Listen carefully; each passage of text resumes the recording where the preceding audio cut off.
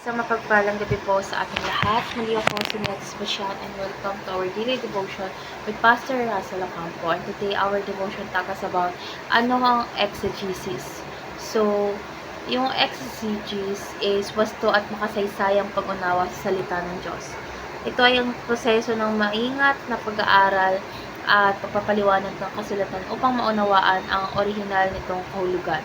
So, layunin nito na tuklasin kung ano ang ibig sabihin ng teksto sa mga unang tumanggap nito gamit ang konteksto, wika at kulturang noong panahon. So, kabiyak nito ang exegesis, ang pagbasa ng sariling ideya o opinyon sa kasulatan na maaaring magdala sa maling pagkaunawa. So, yung mabuting exegete ay nagpaparangal sa Diyos sa pamamagitan ng pagpapahintulot sa Biblia na magsalita para sa sarili nito. So, our Bible readings for today is 2 Timothy chapter 2 verse 15. Pagsikapan mong humarap sa Diyos bilang isang subok na manggagawa na walang dapat ikahiya at tapat na nagtuturo ng salita ng katotohanan. So, ngayon ako na tayo sa ating teaching. So, yung first teaching is exegesis guards us against exegesis. So, pinoprotektahan tayo ng exegesis mula sa maling pagbasa ng teksto pati sa sariling opinyon, emosyon o kultura. Kasi, alam naman natin na malaki epekto kapag naka-base lang tayo sa sariling opinyon at emosyon natin. Siyempre, may iba yung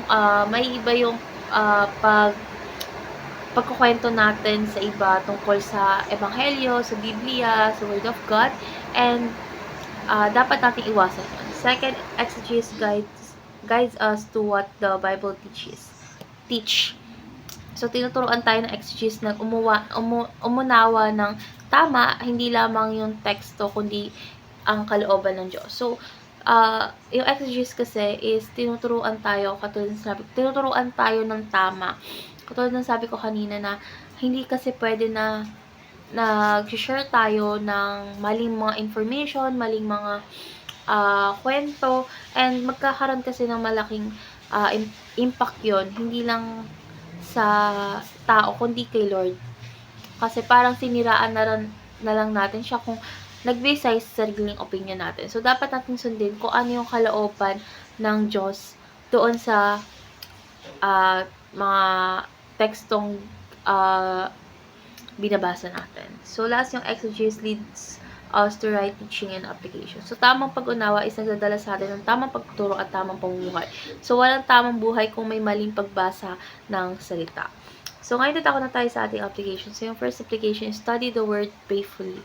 So, dapat nating lapitan ang salita ng Diyos na may panalangin at pagpapakumbaba. So, kapag nagbabasa tayo ng Bible is dapat i-pray muna natin. Bigyan tayo ng knowledge and wisdom. Syempre, kapag binasa natin, is kailangan nating unawain. Pag naunawaan na natin, is kailangan nating i-apply yun. Pagnilayan natin yon araw-gabi. Basta kahit sa isang araw, makapag 1 hour ka lang sa pagbabasa ng Bible, is okay na yun. Ang kailangan mo na lang intindi is i-apply yun. Second is seek to understand scripture exegetically. So, gamitin natin yung konteksto, original na wika at kultura upang maunawaan yung salita. So, katulad ng sabi ko kanina is mahihirapan tayo kung mag-base lang tayo sa mga sariling opinion, sa mga authors, and dapat doon lang tayo naka-base kung saan tayo dapat mag-base, which is yung book of law, which is yung Bible. So, last is submit your opinions to God's truth. So, dapat natin isatabi ang sariling ideya kung ito ay hindi tugma sa malinaw na aral ng Biblia.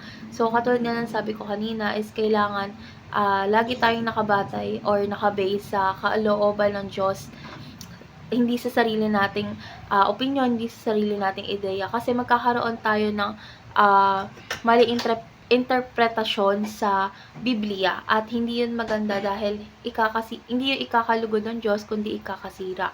So, ngayon ako na tayo sa ating last part.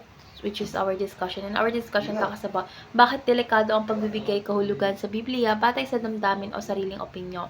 So, dahil maaari nitong palitan yung kalooban ng Diyos ng kagustuhan ng tao, ang Biblia kasi ay salita ng Diyos, hindi ng tao. So, kapag damdamin ang batayan, maaari tayong maligaw sa maling aral at maling pamumuhay. Tapos yung second naman is ano yung 7 simpleng hakbang ng exegesis. So, yung 7 hakbang or yung 7 is yung panalangin. So, unang-una yung panalangin is dapat tayo humingi ng tulong sa banal na espiritu. Second is yung pagsasalin. So, dapat natin basahin ang teksto sa iba't ibang salin. Hindi lang sa iisa, hindi lang sa dalawa, kundi sa iba't ibang salin. Pangatlo is yung konteksto. So, dapat alamin natin literally and historical context na to. Fourth is yung pag-aaral ng mga salita. So, katulad ng sinabi ko is dapat natin unawain yung mga kahulugan ng mga salita sa original na wika. Fifth is yung structure o struktura. Kailangan natin tuklasin yung daloy ng kaisipan o lohikal ng teksto. 6 is yung pagpapaliwanag. So, ano ba ang ibig sabihin ng konteksto sa mga original na tagapagkinig? So, dapat natin maipaliwanag yon hindi sa base opinion natin, kundi sa nakabase lang tayo sa Bible. So, lastly is yung application na sinabi ko. Paano natin ito mailalapat ng tapat sa ating buhay ngayon. So, let's pray po. Lord God, maraming salamat po sa iyong salita na buhay at makapangyarihan. Lord God, turuan mo po kami na ito'y basahin ng tapat at maunawaan ayon sa iyong layunin. Lord God, hindi ayon sa aming damdamin. Lord God, bigyan mo po kami ng karunungan at pagpapakumbaba upang sundin ka ng buong puso sa pangalan ni Jesus. Amen.